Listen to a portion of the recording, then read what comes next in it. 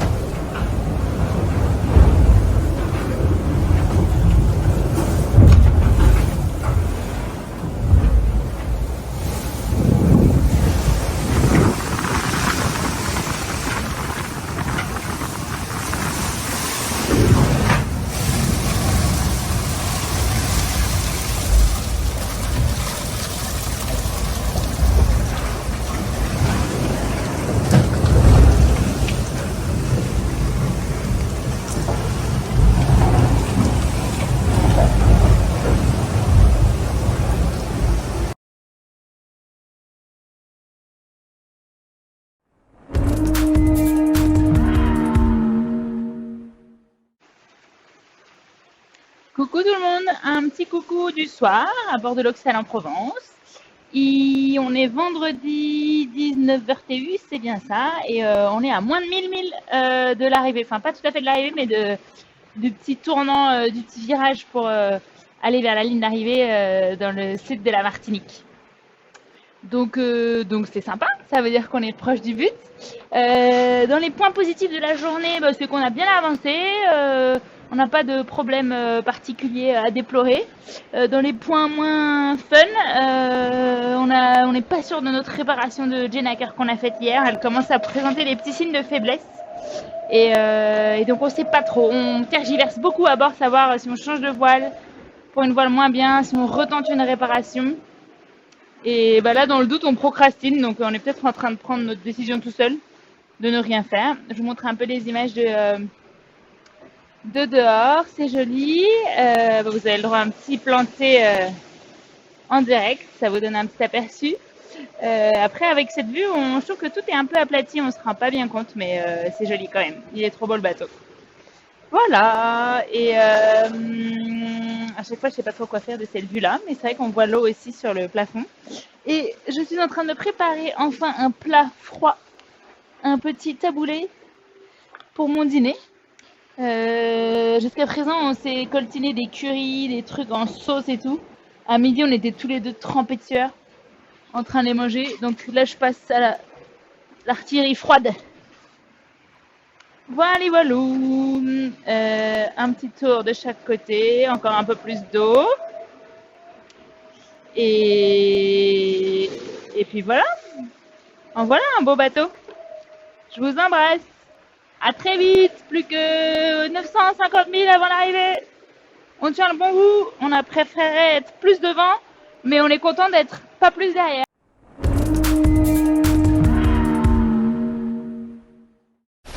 Good morning from Medallia.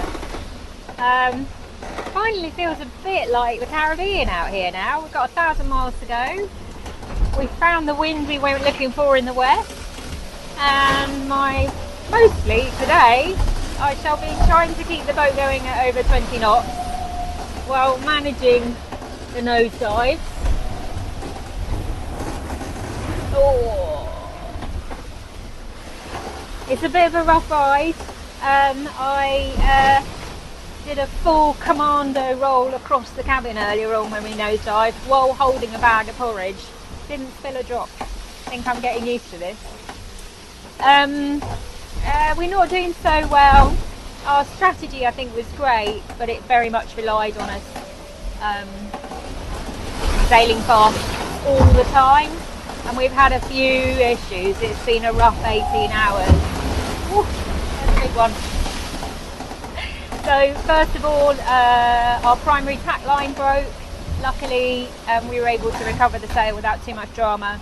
But now that means I'm on my secondary tack line, which means I can only use one sail, my J0, which goes to the masthead, which is probably a little bit punchy for these conditions. Coupled with that is our ongoing issue with the mainsail, so I can't use the mainsail at one reef, which means I'm using the mainsail at two reefs, which is slightly iffy because it doesn't quite give the support to the mast, so I'm having to be very careful, especially when we nosedive. And then on top of that, last night we had a proper wipeout. Nick was on the deck and we just took a big wave. The autopilot couldn't bear away in time. The boat rounded up and then tacked with the big J0 up, and we ended up pinned over on our side. So yeah, it took me a while to. I was actually I hadn't had much sleep, so I was having a kind of rare hour-long snooze, and I got woken up, kind of pinned to the bottom of the boat. So it took us a while to get out of that. But it's all good. We're still rolling. Still lots of racetrack to go. Just downloading the latest weather file. Just watching it come in on the Iridium satellite.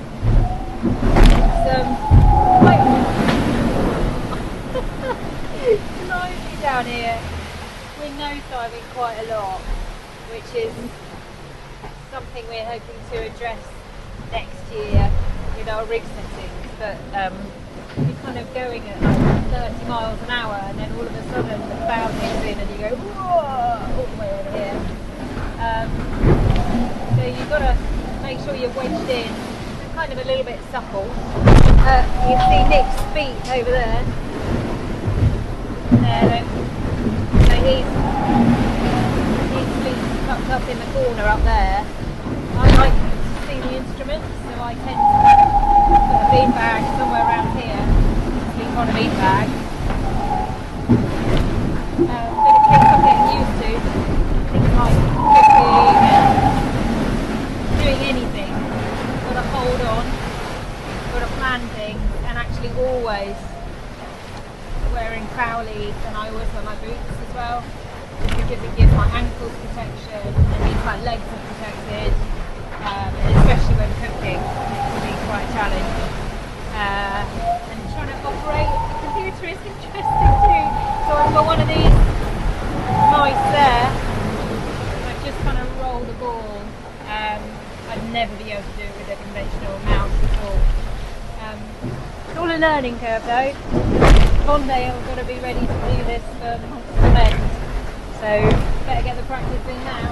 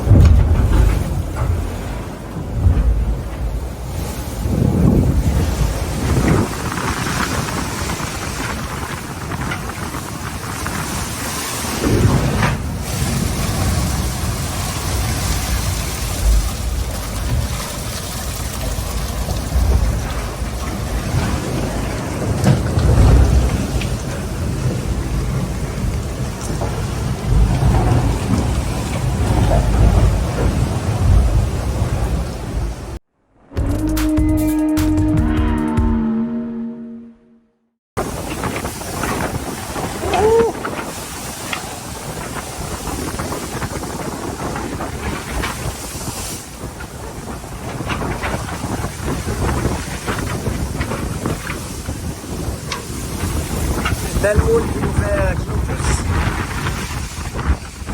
L'arc-en-ciel.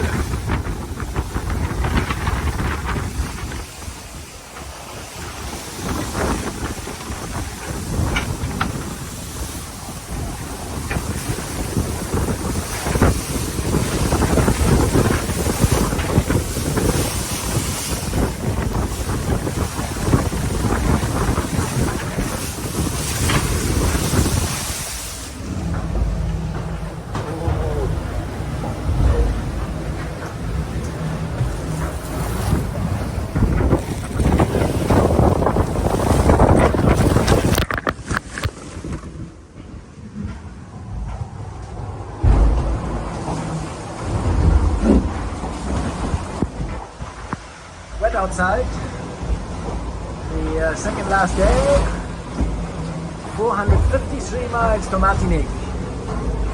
Everything is well on board, and sometimes we're going quite fast. The waves are pushing the boat, and then it foils, and then the wave they give us even more energy to foil it even quicker sometimes. So the boat is also jumping a bit. You have to hold on, and I can still not fry my eggs. So I will arrive with all my eggs, mostly all my eggs, in Martinique. Cheers, guys.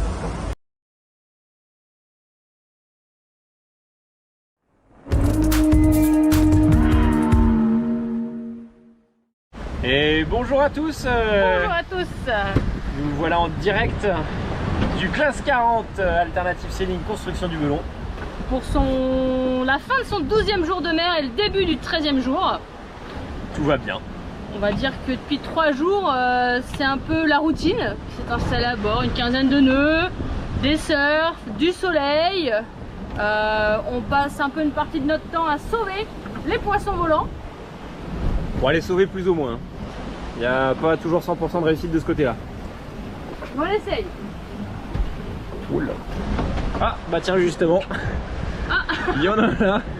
Lui, on n'a pas réussi à le sauver. Ah le bébé.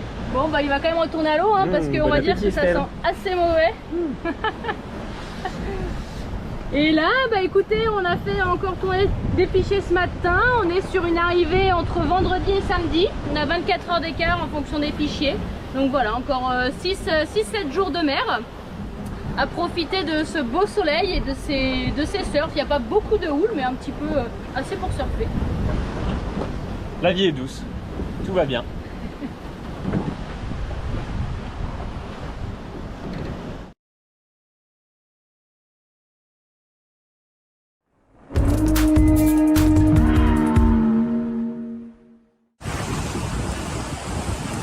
Bienvenue à bord Mailbox, etc. Alors Fabio, t'as l'air un peu fatigué, qu'est-ce qui t'est arrivé? J'avoue que là on enchaîne un petit peu les empannages et du coup on est un peu crevé là. Et un empannage, ça ressemble à quoi? Un empannage, ça ressemble à ça.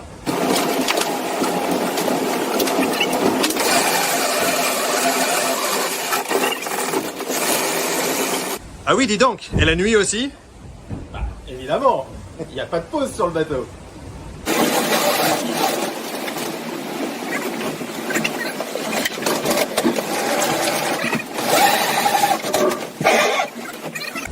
Et donc tous ces empannages, qu'est-ce qu'on recherche?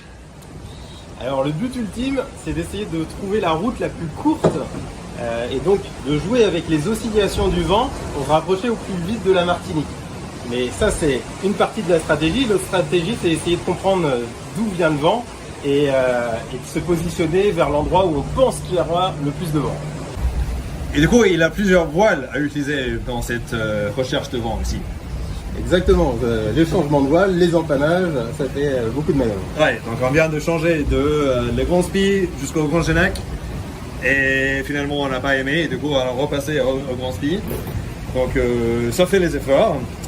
Donc vous pouvez être rassuré qu'on est en train de nous essorer littéralement parce que là on est tous les deux un peu mouillés à chercher le mieux de nous-mêmes, le mieux de ce bateau. Et on a un référent de performance, hein? Il a un bateau Devenir, qui est le bateau de Jean Lacam Hubert, qui a fait le dernier de Vendée Globe avec une très très haute performance. Ils sont juste là. Et du coup, ils sont un bon carotte, un bon lapin. On peut dire qu'ils vont vite. Et ils vont très vite. Ils vont très vite. Et du coup, ça montre un peu les limites de nos vieilles voiles, qu'ils ont la forme pas très très académique. Ça montre qu'il a toujours une marge de progression technique avec le bateau et aussi avec nous-mêmes. Mais en tout cas, on donne tout. Ouais, ça c'est sûr. On se donne à fond. Merci bien. À toutes.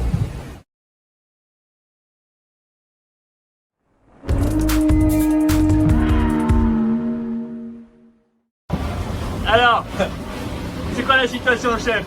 La situation actuelle est que nous sommes positionnés dans le sud de la flotte depuis longtemps et que